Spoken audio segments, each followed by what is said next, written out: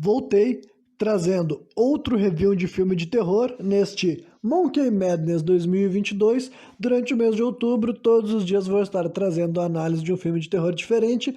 E no dia de hoje, o filme que eu vou estar analisando se chama Um Drink no Inferno 2. Texas Sangrento, né? Tinha que ter um subtítulo desse. Mas pior que faz parte do título original também, né? Em inglês o nome é diferente, né?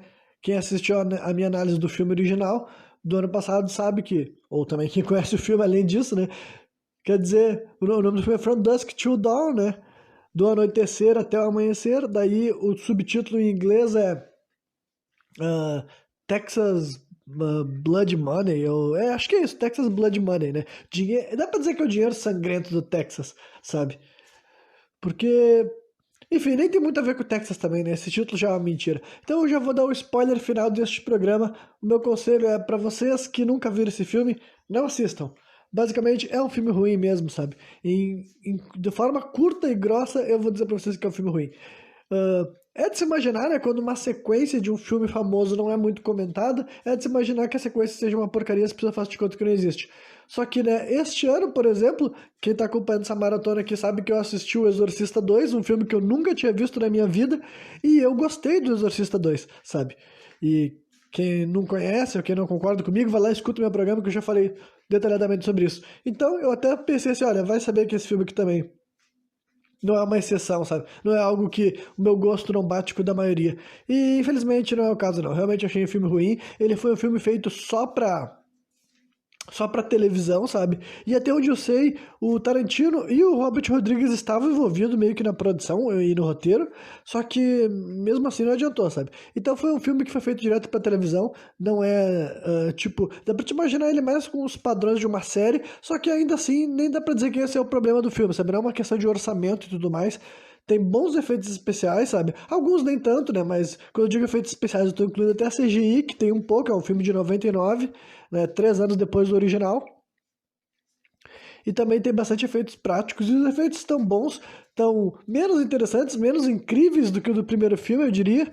Só que, né, dá pra te entender por não ser uma produção cinematográfica e tudo mais. E também com essa redução de orçamento, não vai ter a participação de quem? Do George Clooney, né?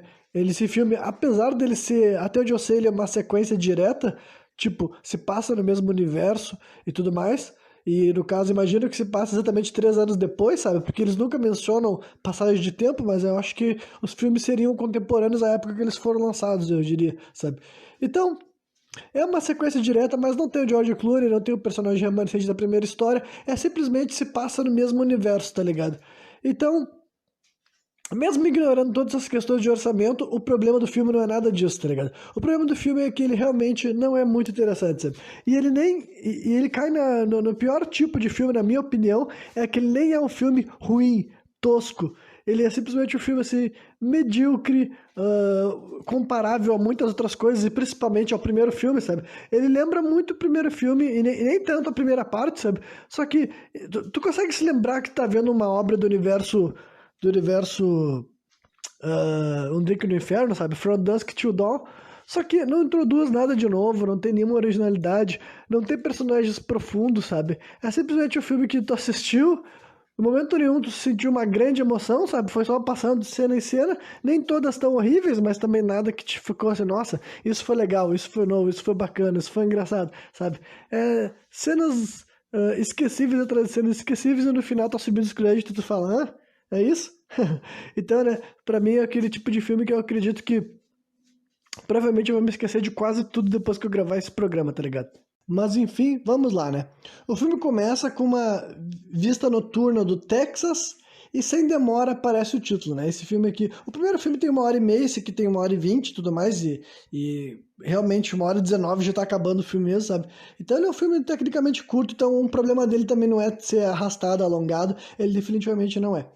Né? Aí aparece o título do filme e a primeira cena do filme é uma cena meio que fake, eu diria, só que nesse primeiro momento a gente não sabe, né?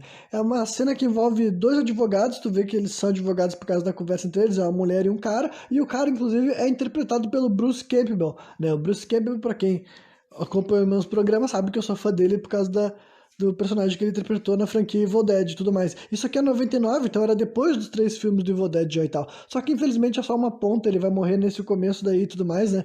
Inclusive, eles morrem assim. O elevador trava, aí cai de cima, assim, daquele teto do elevador, cai um operário, sabe? Alguém que deveria estar ali trabalhando, só que ele tá com um aspecto bem estranho, e depois eles são atacados por vários morcegos, que eu tinha pensado que eram os morcegos vampiros que fazem parte do universo From Dusk Till Dawn, sabe? Aí o Bruce Campbell já morreria aí logo no começo, ele e a mulher que tava com ele, só que no final a cena transiciona e dá a entender que na verdade era apenas um filme, sabe? Um filme que tá sendo assistido pelo Buck, que é o protagonista desse filme, que ele também é um bandido, ele também é um marginal, também é um delinquente, algo remanescente do filme original, só que a diferença é que enquanto o primeiro filme, né, começa de uma maneira assim espetacular, totalmente assim já pé no acelerador, sabe? No momento da narrativa que é muito mais interessante do que o que esse filme que escolheu fazer, sabe? Esse tipo de coisa que a única semelhança que esse Buck tem com os irmãos Gecko é o fato dele ser uma espécie de delinquente marginal. Mas, né, na cena de introdução desse cara, tu já vê que ele não tá no mesmo nível, assim, de questão, assim, de fodacidade na hora de performar crimes, né? Porque tu vê que ele tá com uma mulher que essa mulher não vai fazer parte da história, é só alguém que ele tá ficando ali, digamos assim, sabe?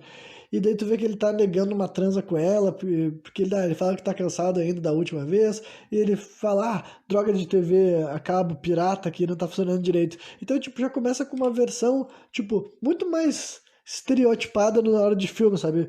Essa é uma das coisas que eu costumo me desagradar em diversos filmes, de modo geral, é quando os personagens são tão mal planejados, menos interessantes, eles são apresentados para nós de uma maneira assim tão, sabe, é tão tosca e que tem que fico contextualizando tanta porcaria até acontecer alguma coisa de fato interessante, sabe? Que é isso que deixa bem claro que esse filme aqui não tá no nível do primeiro, sabe? Não foi escrito com uma narrativa tão bem elaborada. E é claro que também não tem aquela transição incrível, né? E também odiada por muitas pessoas de um filme sério para um filme de terror e comédia ao mesmo tempo, sabe? E é evidente porque, né, esse filme aqui, como já compartilhava o mesmo nome, não tinha por que eles fazerem de conta que o filme não era sobre vampiros. Eu consigo entender essa parte e tudo mais, né? Mas, indo adiante. Aí na TV passa uma notícia de uma fuga de um tal de Luther. É Luther alguma coisa sobre o nome do cara, só que eu não anotei o sobrenome, eu vou chamar ele de Luther, sabe? E daí tu vê que esse casal reconhece, sabe? Esse cara sabe que ele é esse marginal que escapou da polícia, e eles reconhecem também o oficial que tá caçando esse cara, sabe?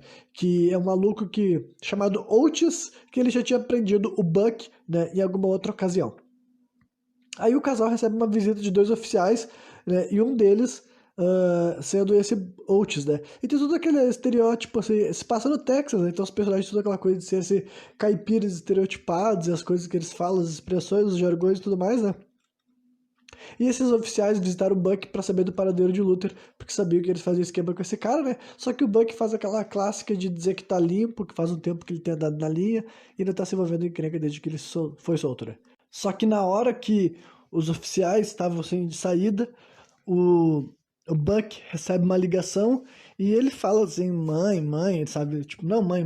Mas eu quero dizer que na ligação dá a entender que ele tá falando com a mãe dele e os policiais meio que não encasquetam, sendo que, tipo assim, qualquer pessoa com 2 neurônios, sabe? Não precisa nem fazer parte de um roteiro de filme, deveria imaginar que se um marginal delinquente tá recebendo uma ligação e faz de conta que é a mãe dele, alguma coisa teria, sabe? Ainda mais sendo policiais, sabe, que já mostraram que eles não têm problema em abordar, em agredir, falar que quer saber a verdade. Então, né, é um dos vários pontos desse filme que deixa bem claro que ele não foi estruturado nem escrito para ser um filme que tu pensa assim, nossa, essa obra tá fazendo sentido, sabe?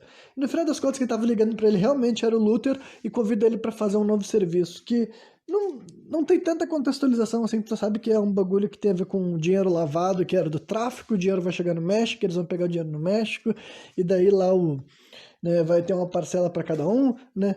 Umas paradas assim, né? E daí rola uma cena assim, tipo assim, um pique GTA, tá ligado? Que ele passa por vários lugares recrutando uns caras que vão ajudar ele nessa missão. Primeiro ele vai falar com um cara que responde por CW, que imagino que sejam as iniciais dele, que é um maluco que no momento que o Buck encontra ele, ele tá trabalhando como aqueles palhaços de rodeio, sabe? Que ficam distraindo o touro e animando a plateia também ao mesmo tempo. E depois disso ele recruta mais um rapaz, né? É um hispânico ou mexicano, eu imagino, chamado Jesus, né? Que esse daí também é bem assim, parece bem esses coadjuvantes desse tipo de filme, sabe? O cara tatuado, tu vê que ele tem um cão de briga, assim, um pitbull, né? Tem toda aquela... Isso é 1999, então até aqui no Brasil tinha bastante essa cultura horrível dos cães de rinha. E não que ainda não exista, claro, só que eu me lembro que isso daí era... Tinha uma época que isso era bem mainstream, tá ligado? Não mainstream que as pessoas iam assistir e comentar, né? Só que saía no jornal, esse tipo de coisa acontecia bastante, né? Daí o cara tinha um cachorro, que o nome do cachorro era Jaws, né, Jaws do filme O Tubarão, e eles estavam com o segundo cachorro, né? E eles comentam que o cara tá dando bomba pro cachorro e tudo mais. Então, né, os papos meio brisados assim. E o terceiro cara que ele vai em busca é um cara chamado Ray Bob, que esse daí, ele até tava trabalhando como segurança, assim, segurança ou porteiro, algo nessa linha, sabe? No momento que o Buck vai até ele. Então, né, são cenas assim, só pra te entender o grupo de personagens que vai fazer parte dessa história. E apesar deles não serem, tipo assim, ah, tipo, honestamente, não é um filme também que tem atuações tão terríveis. Em alguns momentos tem, sabe? Em alguns momentos, principalmente quando a loucura fica maior, né? Só que tu entende que nenhum desses personagens estão aqui pra ocupar tanto espaço assim, sabe? Nenhum desses personagens estão aqui pra tu ficar intrigado, fascinado. Enfim, não tem uma construção por trás que vai levar a audiência a se conectar muito com essa gente toda. Então, no final das contas, é um desses filmes assim que ele faz várias meias decisões que vão colaborando ele pro status de ser o filme medíocre que ele foi, sabe? E você sabe muito bem que eu respeito muito filmes que são conscientes do tamanho dele, sabe? Tipo assim, o filme não tentar ser maior, ter mais pompa do que ele precisa, só que tem diferença entre tu tentar, sabe? Entre tu tentar fazer um pedaço de bosta parecer um diamante e tem a diferença entre o teu pedaço de bosta ser uma merda e tu nem se esforçar para que, sei lá, pareça barro, pelo menos, sabe? Um barro assim cozido, né? Uma cerâmica. Mas não, mano, nesse filme aqui eles falaram só. Tu botou pra rodar uma merda e tu não terá nada mais do que um pedaço de bosta, sabe? Então, fazer o quê, né? Enfim, aí na marca dos 15 minutos, né, rola mais uma cena assim, típica de GTA, na minha concepção, pelo menos, que é quando eles já estão se reunindo pra ir, assim, dois caras chegam num carro na frente da casa do cara, dá uma buzinada, o maluco sai. É bem quando tu vai começar a missão no GTA, que tu tinha aqui, tu encontrava um maluco pra começar a missão, depois tu ia buscar outro cara pra vocês ir enchendo o veículo, né? E depois eles encontram daí, primeiro eles pegam esse CW e depois eles buscam o outro cara, o Ray Bob, que tu vê que a mulher dele pergunta o que ele ia fazer, ele tinha mentido que ia pescar, porque ele tá levando uma vara de pescar, assim, sabe? E os caras ri dele, hahaha, né? Nada demais por enquanto, né? Não tem nenhuma loucura. Sabe que pra mim o meu gatilho de violência nesse momento já tá coçando, só que, né, eu entendi que eles queriam pelo menos, tipo, pra honrar um pouco a história do primeiro filme, eles iam manter um pouco... tipo assim, de demorar um pouco do momento que começaria a entrar o lance paranormal no filme, apesar de que eu acho que quase todo mundo que tá vendo esse filme sabia do que se tratava, né? Aí eles viajam até o México e se hospedam num hotel chamado El Coyote, né? Até um desses caras pergunta assim, o que significa isso em americano, né? Esse filme eles fazem bastante assim, eles chamam o espanhol de mexicano e eles chamam o inglês de americano, e eu acho que isso daí, tipo assim, eu não acho que é assim, o diretor sendo xenófobo, tá ligado? Eu acho que ele coloca essas maneiras burras de se referir aos idiomas para representar mesmo assim a precariedade cultural desses fulanos, tá ligado? O cara que fala isso é o Ray Bob, então é pra mostrar que, tipo assim, ele é um caipira que não sabe o idioma hispânico, né, o idioma falado pelas pessoas de nacionalidade mexicana é o espanhol, e o idioma falado pelos norte-americanos é o inglês, só que eles chamam o inglês de americano e o espanhol de mexicano. Então tem bastante isso corriqueiramente, né? Aí no quarto do hotel eles têm uma conversa estranha e não tão engraçada sobre filmes pornôs, né? Antes de começar, tipo, de todo esse pessoal de começar a virar vampiro, né? Já vou dar spoiler do que vai acontecer. Eles têm algum, tipo...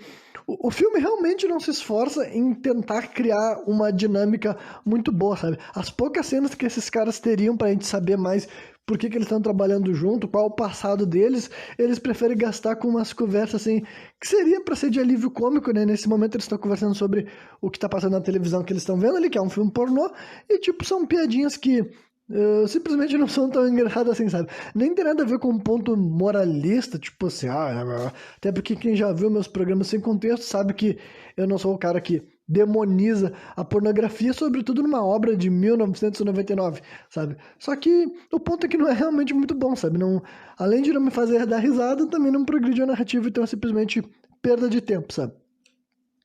E a seguir a gente vê o Luther Haggs, agora aparece o sobrenome dele, né? O Luther Haggs atravessando uma estrada, né, com uma caminhonete e tudo mais, e daí, quando ele para checar a condição do carro dele, que aparentemente o carro começou a dar algum problema, ele abre o capô assim, né, o capô ali deveria estar um motor também, e sai um morcego daqueles que eu acredito ser um dos morcegos vampiros mesmo, tá ligado? E o cara de alguma maneira consegue reagir, atirar na cara do morcego, é muito curioso, né?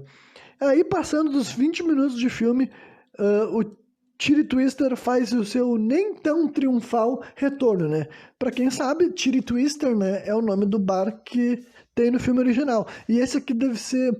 Esse bar e um personagem que nós vamos ver aí deve ser a única coisa que a gente tem, assim, que realmente liga essas duas obras, sabe? Então a gente fica sabendo que o Tiri Twister não desapareceu. Provavelmente os vampiros que administravam ali, os que sobreviveram, né, deram uma reorganizado no que tinha sobrado e continuaram as operações como sempre. Só que também não é nada tão épico assim, tá ligado? Não tem um MC na frente falando as barbaridades, né?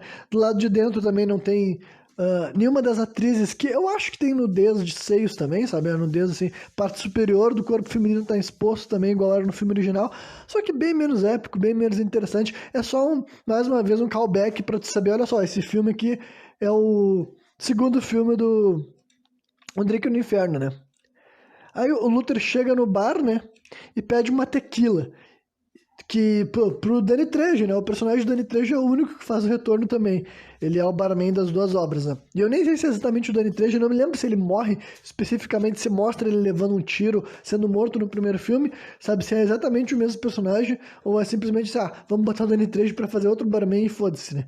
Quem é que vai reclamar?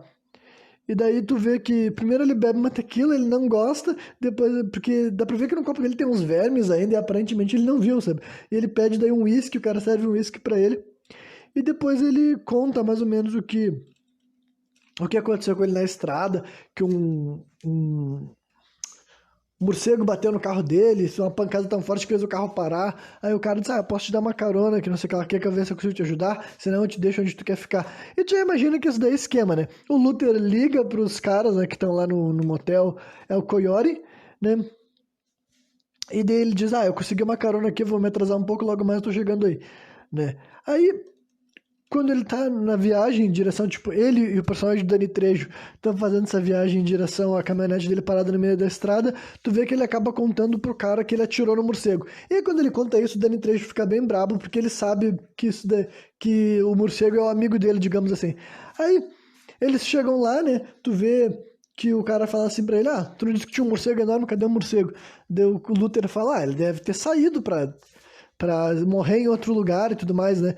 Só que daí eles veem que tem uma poça de sangue assim, o cara sai caminhando chamando Victor, Victor, e de repente aparece mesmo o sujeito todo ferido e tudo mais. E daí ele até mostra uma cena dele arrancando uma bala de dentro dele, sabe? Ele coloca as mãos dentro do peito dele e tira a bala e ele fala assim pro cara, eu acho que essa bala aqui é sua. Fala assim pro Luther, e o Luther, aí, cara, você deve estar me confundindo, eu nunca vi esse sujeito na minha vida, né? E daí o Danny Trejo passa pela primeira transformação assim na frente da câmera. Como eu disse, os efeitos especiais não são um problema nesse filme, sabe?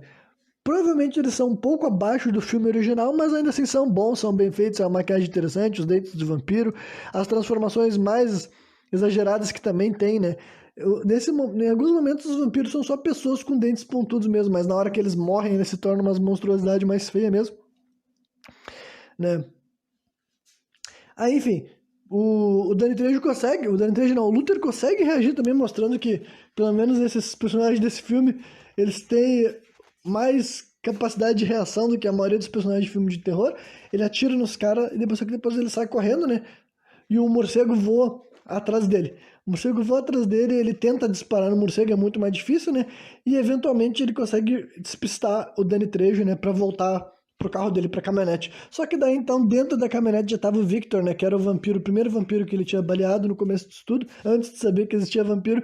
E esse Victor consegue morder ele, né? De modo geral, nada dessa cena daí é tão ruim, sabe? O ponto, né? O problema é que, tipo, é em duas metades o problema, né? Que, em primeiro lugar, tu não se importa muito com nenhum dos personagens dessa história, nunca, sabe? Em nenhum momento da história, do começo até o fim, chega um momento que tu se importa. E quando eu digo que eu se importo, não é necessariamente gostar, sabe? Até porque os protagonistas do primeiro filme, eles eram vilões. Só que, tipo, tu se importava em ver o que ia acontecer com os irmãos Gecko, não é porque eles eram ruins, e, tipo, não só porque eles eram ruins, mas porque, além de ser ruins, eles eram interessantes. Os diálogos eram interessantes, tu queria ver qual seria o desfecho dessa história e tudo mais. Só que agora, o novo protagonista, o Buck, que honestamente ele tava dividindo um tempo igual com os outros personagens, sabe? Tipo, o cara pra ser o protagonista, e eu entendo que tem obras que são chatas porque elas são muito centralizadas no protagonista. Só que uma coisa é a obra ser centralizada no protagonista a ponto de que tu sente vontade de saber mais sobre os outros personagens. Só que nessa obra eles vão pro completo oposto, sabe?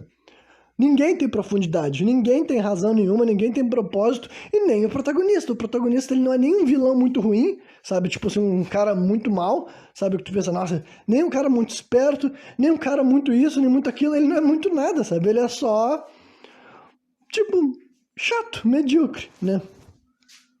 Mas vamos lá. Aí depois a gente vê os caras tendo mais uma conversa, né? Esses 4 malucos que estavam esperando o Luther, que agora já foi mordido, tendo mais uma conversa sobre atrizes pornô, sabe? O CW diz que ele já transou com uma atriz pornô uma vez, e os caras ficam, nossa, isso deve ter sido incrível, né? E depois esse maluco conta, esse maluco não, o Jesus, né? Que é o cara hispânico, né? De ascendência hispânica, ele fala que tem um conhecido dele, o Carlos, o nome do cara, que foi uma vez, surtou num desses... surtou num lugar onde estava gravando uma cena de pornô. Ele descobriu que a irmã dele estava sendo, tipo, contratada para gravar cenas eróticas, assim, cenas de pornografia mesmo, né? Ele chegou num lugar armado, matou o diretor, matou o cara que estava indo lá vender rosquinha, matou o cara que estava fazendo a cena com a irmã dele, sabe? Inclusive, eles nos mostram essas cenas em questão de flashback, sabe? E que é uma outra escolha muito, assim, duvidosa, sabe? No sentido de que, tipo assim, em primeiro lugar, nada disso tem menor relevância para a história. Esse maluco que o Jesus contou, o tal de Carlos, não... Enfim, não tem menor relevância. Então, eu não entendi por que além de ter essa história que já não precisava ter, ainda tinha que botar um flashback só pra gente ver algumas cenas de um cara aleatório matando outras pessoas aleatórias com um contexto de pornografia que não tem nada a ver com o grande esquema do filme, né? Então, né... Mesmo num filme curto, as pessoas conseguem desperdiçar o pouco tempo que eles têm, né? Aí no final da cena, tu vê que o Jesus vai tomar um ar, porque ele é um cara bem intenso, assim, no sentido assim, de que ele não era de mostrar os dentes, ele não se dava muito bem nem com o próprio Buck, gostava menos ainda do tal de Ray Bob, porque dizia que ele era burro, que ele era incompetente, que ele não devia ter sido escolhido para essa missão, tá ligado? Então ele sai brabão, assim, né? E a gente vê o Buck estranhando a demora do Luthor, falando, porra, o Luthor já era pra estar aqui, né? Aí mostra uma curta cena de transição que a gente enxerga que tem algum morcego indo em direção ao motel, né? Então os vampiros, tipo, os vampiros já sabiam que eles estavam no motel El Coyote, porque desde a vez que o Luthor chegou lá no bar, ele falou pro Danny Trejo aonde que ele queria ir, né? Então isso os caras já sabiam desde o começo, né? Aí a gente vê que o Jesus lá, ele tá macetando uma empregada que tinha sido comentada, assim que eles chegaram nesse motel, ele deu uma flertada com essa empregada, e agora ele tava transando com ela, né? E depois daí ele acaba caindo no sono e a menina vai tomar um banho, né? Ela se levanta, tiver mais uma cena com um pouco de carne à mostra, né? E enquanto ela tava ali se banhando, ela tem uma cena hilária, que ela é morta pelo morcego, sabe? É uma cena, tipo, é divertida, sabe? São boas cenas de ação que esse filme costuma ter, sabe? Não é realmente assim um desperdício total da obra, sabe? Não, realmente, por isso que eu falei que é o mais revoltante. Se fosse um filme muito, muito ruim, seria melhor, porque daí teria o apelo de ser uma bosta, sabe? Uma tremenda, uma porcaria. Só que não é o caso, sabe? Simplesmente é um medíocre, né? Aí tu vê, assim, que a guria foi atacada, né? A gente imagina que ela morreu, só que não só morreu, foi transformada em vampiro. E o Deus Jesus se acorda e ele protagoniza, assim, honestamente, uma cena incrível que me fez achar que esse filme não seria uma porcaria que ele é, sabe? Realmente, essa cena aqui me botou... Foi uma bola curva, sabe? Porque primeiro ele chega pra entrar no banheiro e daí quem tava no banheiro é o Luther, né? Daí tu descobre que esse morcego que foi ali tá com a menina, nem o Danny Trejo era. Acho que o Danny Trejo nem aparece mais no filme como se ele tivesse ido embora. Eu acho que é verdade. Acho que o Danny Trejo e o vampiro, aquele Victor, eles nunca mais aparecem no filme. É isso aí mesmo, né? Então, o, o Jesus já estranha aparecendo o Luther ali, e quando ele abre a porta do banheiro, ele vê que o banheiro tá tudo sujo de sangue, e ele fala assim, cara, que loucura é essa, que não sei o que lá. E daí o Luther aparece assim com... Ele mostra os dentão dele de vampiro e mais uma vez mostra que pelo menos eles conseguiram criar personalidades de marginais que eles estavam dispostos a brigar contra qualquer um, porque a primeira coisa que ele faz quando o vampiro mostra os dentes pra ele, o Jesus acerta um socão na cara dele. Ah, aí sim, é isso que a gente precisa, um protagonista não, né? Um coadjuvante que quando ele vê o monstro, a primeira reação dele é um socão na cara. Só que o vampiro arremessa ele pro lado, né?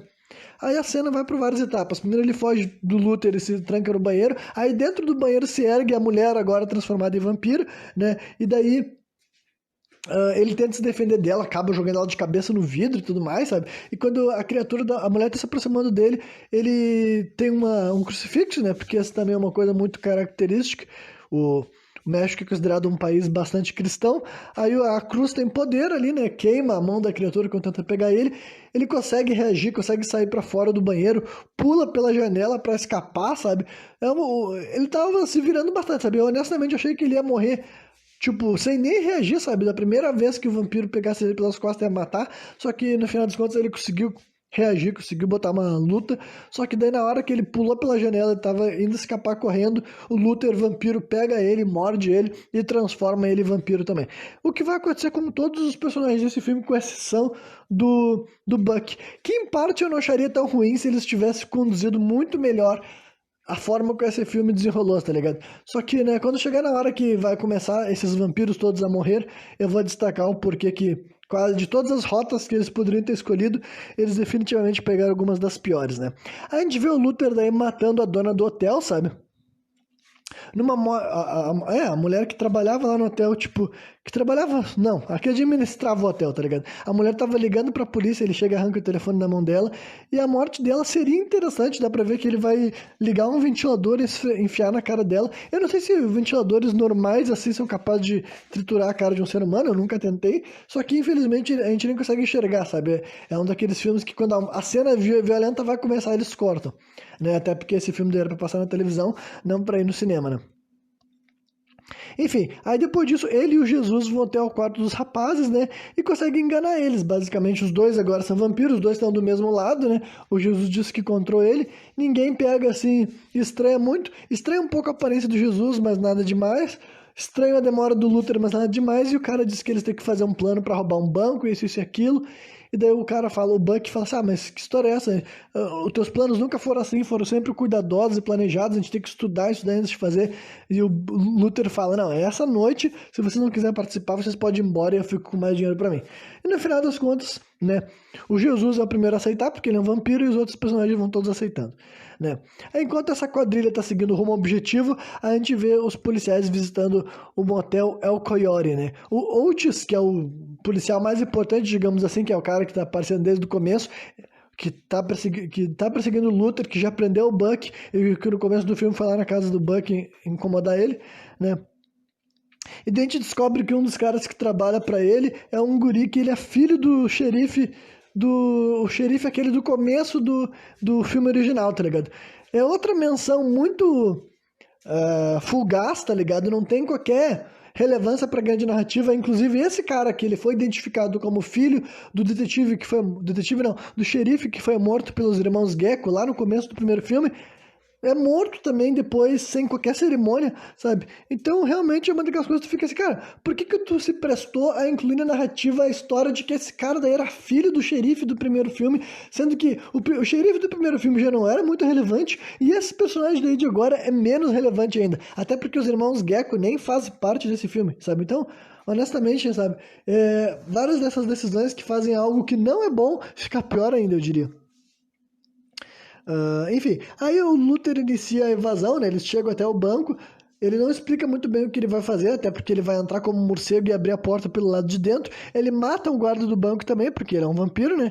E daí, assim que os outros caras conseguem entrar, né? Porque depois que o Luther fez isso, ele abriu a porta. O Buck entra e ele fala assim: cara, por que tu matou o o guarda, agora vai ser muito mais difícil da gente conseguir se safar. Daí o cara fala assim, era ele ou eu, Buck. Tu tá do lado de quem, afinal? Né? Então, o Buck nunca é especificado muito quem ele é, tu só vê que ele faz mais o tipo do ladrão, ou contrabandista, ou estelionatário, sei lá quais são os tipos de crime que esse cara tá disposto a fazer, só que ele realmente nunca foi vendido como um assassino psicopata, né? Aí o CW, ele que vai até o cofre, porque aparentemente ele que é o cara dos arrombamentos, tá ligado? O cara que sabe como destrancar as coisas trancadas e atravessar as paredes do cofre e tudo mais. Esse filme tá chegando aos 45 minutos, que é mais da metade já e tal, né? E como vocês podem ver, este programa aqui não tem sido muito longo, porque honestamente eu vou ficar tirando leite de pedra, né? Aí acaba rolando uma treta entre o Luthor e o CW, e o Luthor transforma o CW em vampiro também, né? Antes dele ter terminado de abrir o cofre e tudo mais. Então, nesse momento, 3 desses personagens já eram vampiros, só tinha 2 que eram humanos ainda, né? O Ray Bob e o protagonista, o Buck. Aí o Buck tenta convencer os outros caras a fugir, porque ele fala que já tá ouvindo sirene de polícia, que eles não vão ter como escapar. Eles não estão armados para se defender direito, e todo mundo tá tipo, você te fode, cara, vai embora sozinho se tu quiser, né? E daí o Buck tenta convencer o Ray Bob a fugir com ele. E aparentemente ele já tava notando que tinha algo estranho. Eu honestamente nem sei, eu não tenho nem certeza quais são as conversas, quais são os elementos que levam o Buck a deduzir que esses caras que estão andando com ele não são mais tão normais assim, sabe? E eu não fiz questão de voltar atrás e reassistir o filme para pegar melhor a história, né? Então, basicamente, o Buck e o Ray Bob saem correndo do lugar, só que no meio do caminho eles são encurralados pela polícia e voltam para dentro do banco, né? Aí a gente vê que um dos oficiais liga para eles, né? Liga para o banco, no caso, e tenta negociar com eles. Chega uma hora que o Oates, né, que o policial que estava negociando com ele, fala bem assim, tem um oficial aí dentro, né, do banco, deixa eu falar com ele. E daí ele tava morto, né, só que daí o Buck pede pro Jesus falar algo em mexicano, dizer que tá bem em mexicano, né, que eu sei que não é mexicano, mas é que essa é a piada do filme e tudo mais, né. E daí o... Enfim, é uma ceninha, né, pra adicionar um pouco de realismo, incrementar um pouco a narrativa, né, e depois disso a gente vê, tipo, no meio dessa negociação mesmo, o Vampire Jesus, né, o Jesus, que agora é um vampiro, destruiu o telefone e ele começa a gritar com o Buck, ele convida o Buck pra sair na chincha com ele, só que daí o Ray Bob tenta apartar, sabe? Ele fala assim, não, nós não podemos brigar entre nós, daqui a pouco a polícia vai entrar aqui, a gente tem que estar preparado, né? Aí o Luthor e o CW conseguem entrar no cofre, mas daí a polícia já tá invadindo, sabe? Primeiro ela toca bomba de gás lacrimogênio, né? E tudo mais. Aí o Luthor fala, chama os outros abobados aqui pra te ajudar a ensacar essa grana que eu vou lá fora resolver isso. E ele realmente daí rola umas cenas de ação, assim... Olha, são meio genéricas, sabe? Elas não são ruins, mas também não são incríveis, não são inovadoras, não são nem tão cômicas, nem tão violentas, mas é basicamente o Luthor vampiro lá matando uma meia dúzia de policial, né? Alguns que estavam posicionados meio que assim, atirador de elite, né? Franco atirador, digamos assim, esse tipo de coisa. E ele consegue derrubar vários e depois ele... Deixa eu ver, eu segui meu roteiro antes de eu inventar. Luthor mata alguns policiais, o Ray Bob ajuda o CW a guardar a grana, né? E daí o Buck também nota que o Jesus não tem sombra. Ele já tava supondo, sabe? Ele já tava supondo que eles eram vampiros, tanto é que ele chega assim pra olhar, ver o reflexo do cara numa TV e ver que, no monitor, se eu não me engano, e ver que o cara não tem reflexo. Então, nesse momento é quando o Buck acaba de ter certeza que esses caras daí são vampiros, né? Aí depois disso, vê uma péssima cena do Buck, assim, meio que rendendo os vampiros, sabe? Ele chega, assim, pros caras, quando eles estavam guardando dinheiro, ele aponta a arma pra eles. E, tipo, mesmo que não fosse vampiro, gente, olha, é um cara com uma pistola, e era uma pistola mesmo, sabe? Um calibre 22, assim, e tal. Um cara com uma pistola, rendendo outros 3 marginais, tipo assim, olha, eu nunca vivi no Velho Oeste, eu não sei como é que é. Só que eu acho que é bem difícil que um único homem sozinho com uma pistola chegue apontando uma arma para 3 caras que ele já sabe que também são marginais e delinquentes e nenhum desses 3 fosse puxar uma arma contra ele e passar fogo nele, tá ligado? Então ele meio que consegue render os caras, apesar de que tu sabe que eles não precisariam, né? Porque eles são vampiros. E daí ele chama o Ray Bob pro lado dele. E na revelação, o próprio Ray Bob também é um vampiro, sabe? Então todos esses 4 caras aí do filme, tirando o Buck, já são vampiros. Então, olha, não faz o menor sentido, sabe? Tipo assim, a transformação dele vai sendo assim, lenta, sabe? Tipo, lenta não, quer dizer que todos eles são transformados um após o outro, só que não tem muita progressão, sabe? Não é gerada uma expectativa. E nesse último momento, cara, pelo amor de Deus, era um ser humano, que nem é um ser humano incrível assim, sabe? Esse Buck não era nada extraordinário. Um ser humano diante de 4 marginais vampiros, né? Marginais recém-tornados em vampiros, e de alguma maneira ele consegue, tipo, ele não mata os caras, mas ele consegue balear os vampiros recuam dele, sabe? E depois eles começam a reabordar a mesma coisa que tinha no primeiro filme, que aquele velho fazia, né? O velho Jacob lá, que ele era o pai das crianças e tudo mais, o velho ex-pastor, que ele ficava fazendo uma cruz com 2 armas, que já era algo meio bobo naquele filme, só que aquele filme todo, de modo geral, é meio bobo, né? Depois que ele gira a chave da loucura. Então eles reaproveitam essa mesma ideia e, cara, nada é convincente, nada tem credibilidade, nada tem peso, nada tem impacto, né? Aí, enfim, nos vampiros, nananana. Tá, aí o Buck tenta sair, né? Ele foge, ele não ia vencer dos vampiros, ele pula pela porta de vidro assim, e daí ele é preso, né? Preso no sentido assim, de ser algemado, né? Aí ele começa a gritar assim pro Otis: Otis, me solta, tu não sabe o que tá lidando, tu não sabe o que tá lidando. E daí, quando os policiais iam. Buck é preso, mas alguns policiais são presos. Não, mas alguns policiais são mortos, né?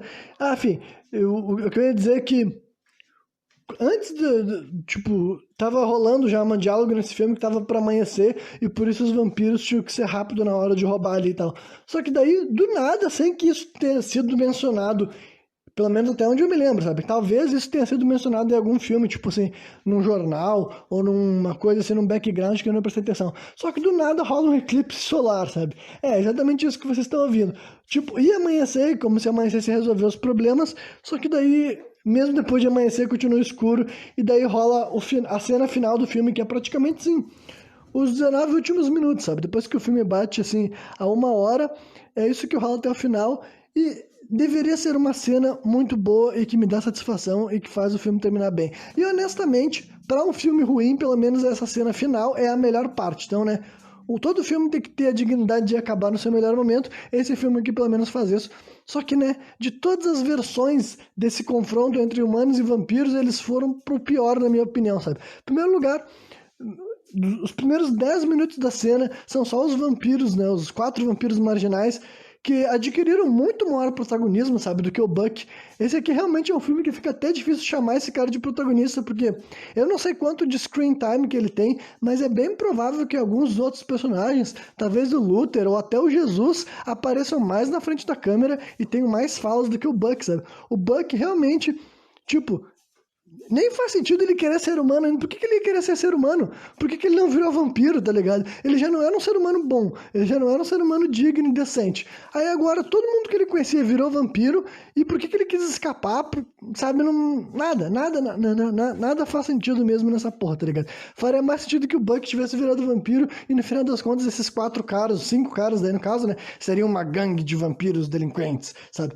Porque daí o que rola é esses 4 caras transformados em vampiro, passa fogo e um monte de policial, e é numa cena de ação legal, só que tipo assim, não é muito assim, nem parece um filme de vampiro, sabe? São 4 caras metralhando vários policiais, explodindo os carros deles, e as explosões são boas, sabe? São explosões flamejantes, aquelas que voam uma labareda pro alto, e voam os policiais são...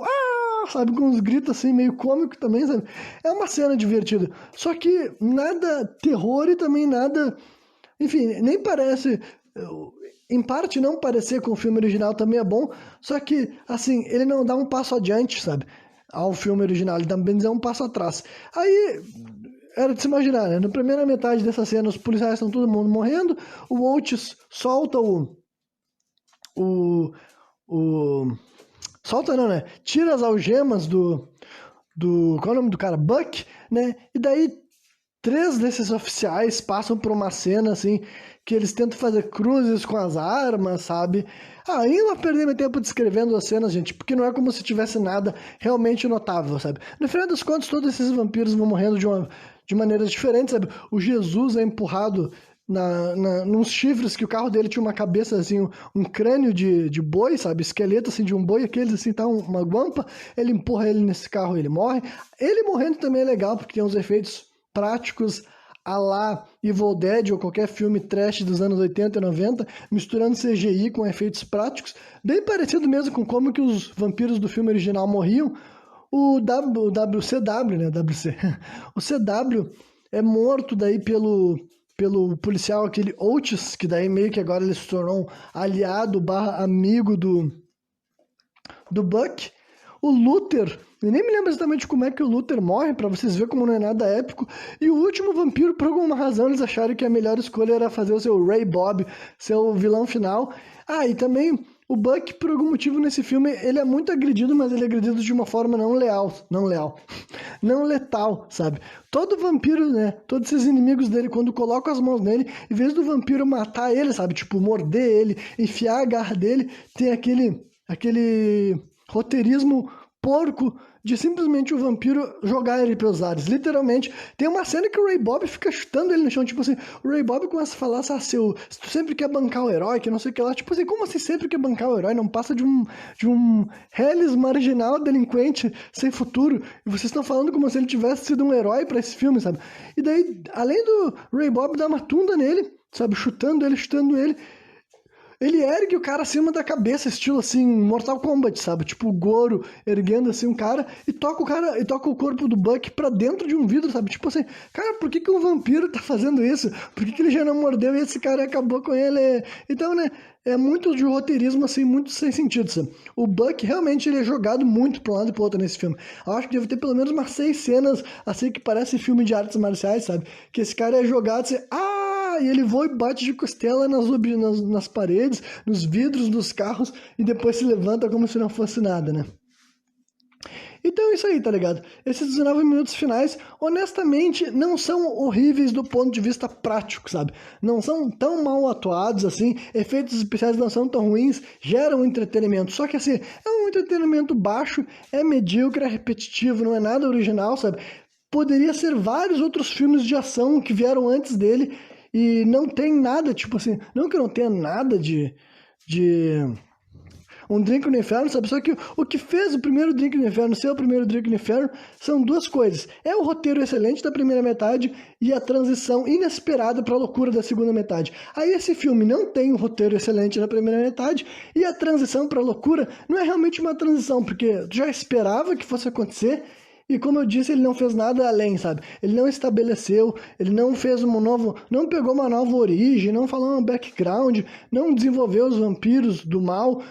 Todos os vampiros desse filme, daí, os vilões mais importantes, no caso, são todos personagens rasos desse próprio primeiro filme, desse próprio segundo filme, tá ligado? Então, olha, tudo isso que eu tô falando é pra reiterar que não é necessariamente uma cena que não te diverte, não te entretém, tu pode assistir até gostar mais do que eu, só que, né, esse que é o problema de fazer uma sequência. Sequências as pessoas esperam mais, tá ligado? Seria muito melhor esse filme ter um nome genérico, apesar de que provavelmente ele não venderia bem, não que essa versão aqui tenha vendido, até porque foi direto pra televisão, mas certo deve ter tido DVD também e tal, né? Enfim, dá pra ver que esse filme é aquele típico filme que não tinha razão alguma pra existir, as pessoas só chamam de sequência do primeiro filme porque achavam que podiam tirar mais dinheiro das pessoas, sabe? O famoso money grab, né? Arrancar o dinheiro da mão das pessoas mentindo pra eles o que eles vão enxergar algo melhor do que era na prática. Então é isso aí, sabe? A cena final, o último momento do filme, é aquelas conversas clichês, tipo assim, quase todos os policiais morreram, inclusive o ambiente deles devastados é legal, sabe? Um monte de carro virado, pegando fogo, um monte de cadáver de policial assim no chão, e 4 esqueletos de vampiros que foram destruídos, né?